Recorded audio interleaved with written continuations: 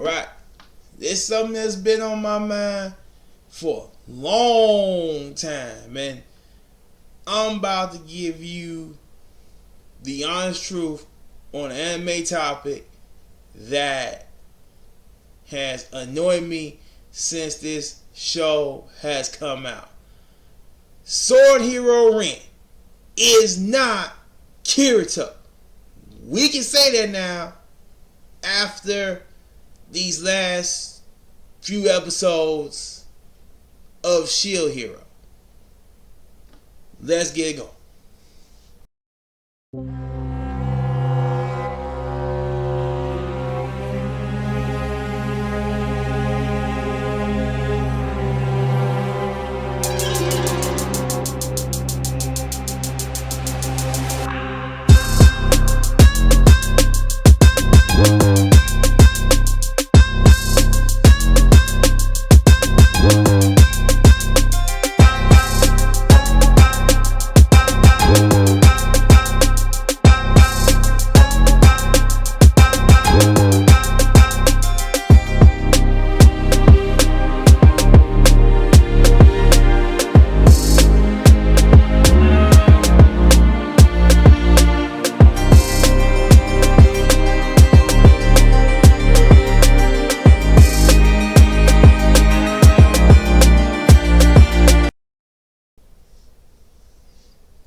Alright, what's going on, everybody? This is your Anime Legacy giving you my first Shield Hero retrospective.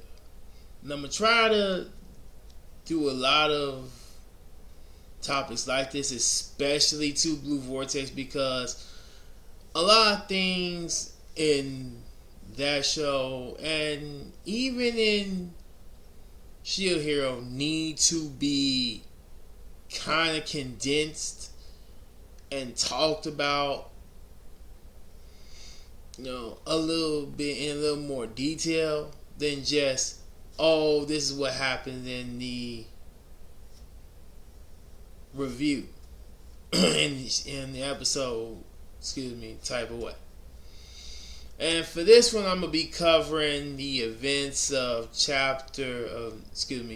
episodes 4 and 6, which mostly focus on the Sword Hero Rin and explain to you why he's not Kirito. Sure, they have the same Japanese voice actor, and Rin comes from a world where virtual reality MMOs are a thing. And I do like, how Eclair beat him with the Asuna Rapid Pierce special, to get him out of his madness. But his madness is what I want to talk about. See, no matter how you feel about Kirito, Kirito cares about people. There's a lot about Kirito that people don't understand, and you have to come at it from kind of, just going there and being a little bit racial, a black perspective, because much like Sarada in Naruto Gaiden, a lot of Kirito's issues in the first part of Sword Art Online are kind of based in that. Like, a lot of people look at Kirito and say, oh, well, he's this OP guy who just gets all the girls. No, it's a lot of layers to Kirito. The first layer is that Kirito cares about people, but because of his family lineage and how it affected him when he found out about it, he's kind of antisocial for that reason. Like they tell you in the story, Kirito, being like any kid who wasn't raised by mommy and daddy, kind of sort of figures it out and says, okay, you're not mommy and daddy in the biological sense, so where's mommy and daddy? Now, a lot of us go through that and try to just deal with bonds as they are, but when you're young like that, you just want to get that information. Kirito thought he was ready. He wasn't. And it kind of broke him. Like Sugoha said, he used to be really good at kendo, which is sword fighting, which is what he does. But he gave it up and retreated into World of Games. Why? Because he didn't know how to form bonds.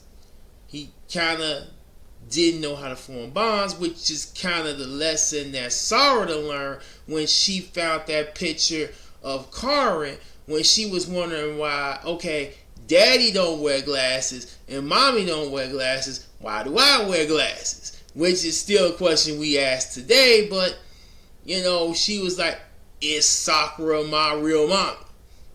Now, we found out in Naruto Gaiden, if you read the book or watched it, when Boruto's anime adopted that arc, that, yes, Sarada is Sakura's mama by some kind of medical science that I'm not going to get into because it confused me too. Just know that the Sarada fans, the Sakura fans, didn't have to pick up their pitchforks that day like they did when Naruto last came out.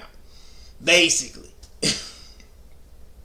But in Kirito's case, this ruined his ability to have bonds until he met Asuna and Sachi, which, for a little bit of exposition, if you look it up on Wikipedia, Sachi in earlier versions of the light novel was actually stated as Kirito's first girlfriend. So yes, he had a girlfriend before Asuna.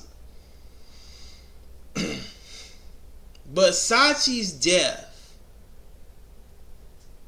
actually affected Kirito in a couple of ways. One, the biggest way is the whole trope of, oh, Kirito doesn't let women fight. This isn't true. I mean, how you gonna be dating a chick like Asuna and tell her she can't fight? I mean, we all saw how that went in episode 13. You know, she told him point blank, hey, if you die in battle without me there, I'm killing myself. We about to play Romeo and Juliet basically up in here. So Asuna already is a chick who can fight. Anyway, matter of fact, like you see in episode 8, when with the filler that they kind of cut out of the abridged version, is that Kirito, you know, when he sees Asuna fight, you know, I mean, she's very graceful when she does it, but you see the look he gives her. If we're gonna be adult about it, you know, he kind of get a little bit of a boner. You know, he kind of get a little bit of boner looking her, you know, when she fights. Like, ooh, you know, like the little hazel eyes. That's basically him getting the boner.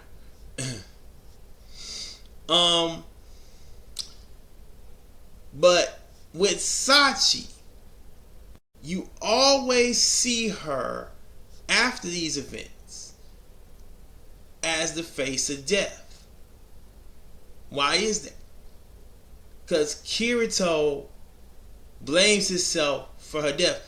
Even going so far as in when we get into episode 17 of Underworld, where he's basically ripping his skin and killing himself in the virtual world because he blames himself for the death of Sachi. He blames himself for the death of Yu-Gi-Oh! Even though Yu-Gi-Oh! Made his own decisions after getting a little bit from Quinella.